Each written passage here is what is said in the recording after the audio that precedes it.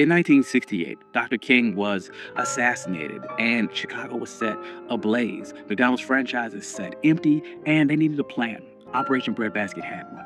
Put black owners in black neighborhoods. So in December, Herman Perry became the first black operator of a McDonald's franchise in Chicago. And it worked.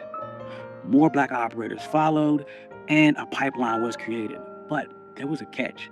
McDonald owned the land, they set the fees, and they picked your lots. So join us today while we talk about how McDonald's created a black franchise empire and everything that it cost. I'm your host, Country Boy. This is One Mic Black History, and if you like stories like this, you can find more stories like this at onemichistory.com. But without further ado, let's get started. After World War II, America built a new life around cars and suburbia and highways. Interstates cut through black neighborhoods. Urban renewal cleared blocks in the name of progress. Banks drew red lines on maps around black homes, and the GI Bill helped white veterans buy homes and businesses at a greater clip than their black counterparts. As factories left the city, steady jobs left too. White flight followed, and with that went supermarkets and many white-owned stores. By the mid-60s, a lot of black neighborhoods had fewer jobs, fewer full-service grocery stores, and very little new investment.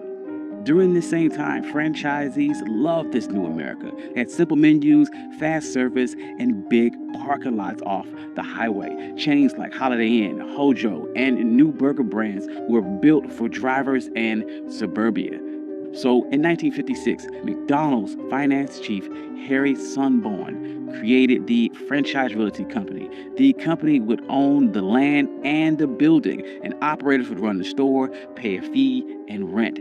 That meant steady profits for McDonald's even when the store struggled. Most of the risk sat with the owner. Training got standardized at Hamburger University, and ads were funded through a national pool of operators. The model was simple, tight, and built to scale. So black consumers and leaders weren't silent. Since the 1930s, Don't Buy Where You Can't Work turned shopping into leverage. The Civil Rights Act of 1964 opened lunch counters, but it didn't open bank vaults. In Chicago, Operation Breadbasket used selective patronage to push grocers, bottlers, and phone companies to hire black workers, place contracts with black firms, and deposits in black banks. Johnson Publishing, Ebony, and Jet featured black buying power and sold the vision of how to reach it. The Kerner Commission in 1960 told the country that America was moving towards two separate societies and called out the media for how it pictured black life. Then came April of 1968, and Dr. King was assassinated. Cities erupted. In Chicago, some of its white McDonald's franchisees and workers didn't return. The stores sat dark. McDonald's leaders met with Operation Breadbasket tied to the Southern Christian Leadership Conference. Local leaders said, if you want trust here, the owners must be black.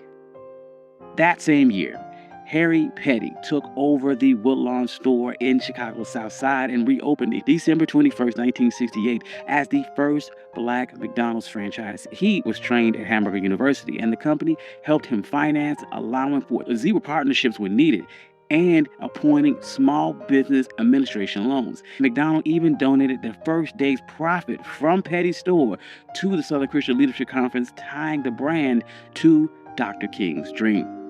Petty did well. A pipeline formed. McDonald's set high priority plan and launched a 50-by-2 program to launch 50 stores ran by people of color within 2 years. They opened a satellite version of Hamburger University classroom on the South Side, so new owners didn't have to travel all the way to Oak Brook, Illinois. Black owners began to meet, and they formalized in 1972 the National Black McDonald's Operators Association. One member called the group both the NAACP and the Southern Christian Leadership Conference for Black operators. It became the inside voice for the push for fair sites, trainings, and contracts. And on the ground, the stores mattered. Black store owners hired locally, sponsored schools and church events, and even supported scholarships. They called it goodwill, and McDonald's executives said that it was cheaper than advertising. Real estate helped too. After the late 1960s uprising, many black neighborhoods became cheap. Between 1968 and 1972, the land values in those areas fell roughly 30% on average. So McDonald's could buy low, build fast, collect rent and fees as their sales grew. So the black owners would then begin demanding better ads. They said, "We pay into the national fund, show us."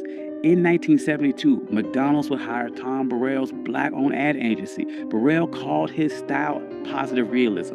It showed regular black life with pride, after church, little league nights, grandparents and grandkids, not stereotypes and not pity.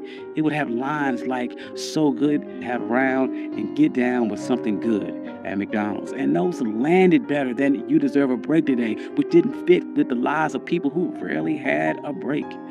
Research showed this rose the brand's image, and dollars shifted to Ebony and Jet and black radio, and black artists and models and researchers like Viewpoint got paid to shape the black image.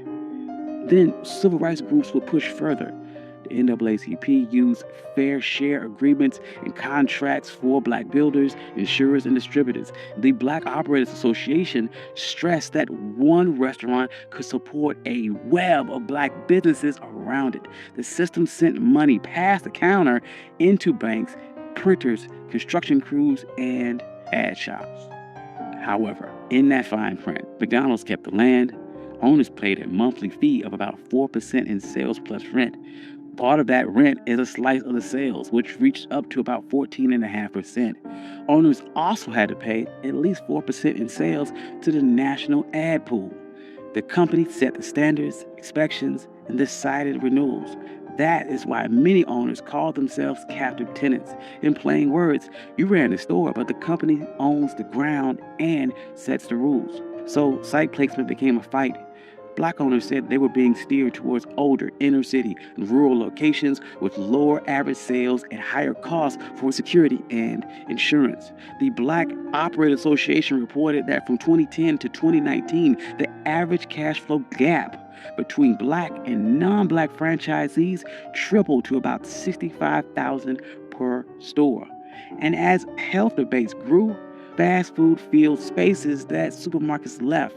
But that heavy concentration of chains in poor, segregated areas linked them to higher rates of obesity and diabetes. Some cities saw protests and asked for more fresh food access and more corporate responsibility. Recently, these tensions have bubbled to the surface. Dozens of former black franchisees and some black executives have sued, saying that the system is biased. Herb Washington, a former black ball player, said that he was steered towards weaker markets. McDonald's would purchase his 13 stores for $33.5 million. And it was during this time that black franchisees fell from about 400 in 1998 to just 200 today, even as McDonald's doubled its total franchisees worldwide. So why does any of this matter? McDonald's opened up a real pathway to black ownership and middle-class jobs when other industries stayed closed. In the late 2000s, black McDonald's stores reported more than $2 billion in sales.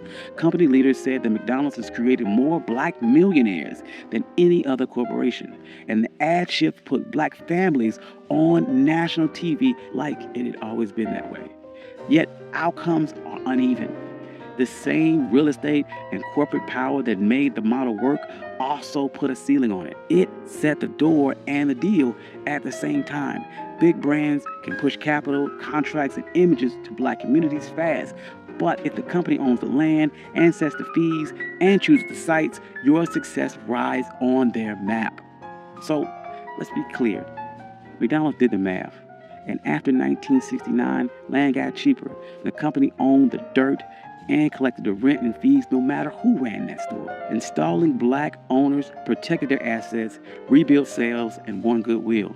Moving ad dollars to black media reached customers other brands were ignoring. And hiring black suppliers kept the system running. Every choice they made followed their balance sheet. And this doesn't erase the good. Black franchisees built real businesses. They hired neighbors and funded scholarships. And Burrell's ads show black life on national TV. Both things can be true. But if we want real ownership, We got to follow the money.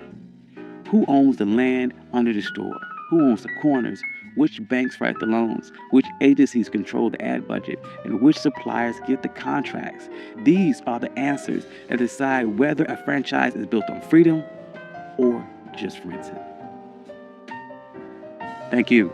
This has been One My Black History. I'm your host, Country Boy, and this is how McDonald's built a black franchise empire. If you like stories like this, you can find more stories like this at onemikehistory.com. I'd like to thank all my financial contributors. Without you, none of this could be possible. Thank you all. I love you. Peace.